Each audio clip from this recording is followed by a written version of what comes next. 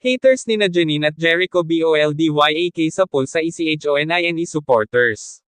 Grabe ang ingay sa social media.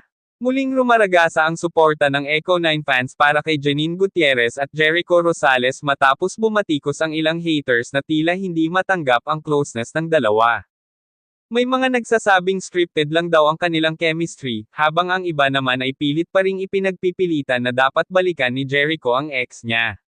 Pero hindi nagpapatalo ang Echo9 supporters, handa silang ipaglaban ang kanilang paboritong duo. Nitong mga nakaraang araw, kumalat ang mga negatibong komento tungkol kina Janine at Jericho. Kesyo, walang spark, papublicity lang, at malayo ang age gap. Pero hindi nagpatinag ang kanilang fans. Sa halip na manahimik, binoldiak ng Echo9 supporters ang mga haters gamit ang matitinding ebidensya, mula sa sweet candid moments ng dalawa hanggang sa mga palihim nilang pagkikita na tila hindi para lang sa promo. Isang viral post pa nga ang nagsasabing nakita raw sina Jericho at Janine magkahawak kamay sa isang mall. Dahil dito, maraming netizens ang lalong naniniwalang may namumuong espesyal sa pagitan ng dalawa. Habang may mga naiinggit at nagdududa, tila hindi naman apektado sina Janine at Jericho. Patuloy silang nagkakasama, nagko-comment sa posts ng isa't isa, at naglalabas ng sweet photos.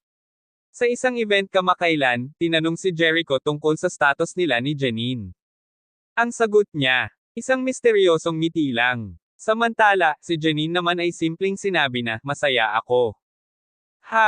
Kung wala talaga, bakit parang kinikilig ang dalawa? Dahil sa patuloy na panggigigil ng mga fans, marami ang umaasang baka malapit na nilang i-confirm ang kanilang relasyon. Pero kahit hindi pa official, isang bagay ang sigurado, mas maraming supporters kaysa bashers ang Echo9.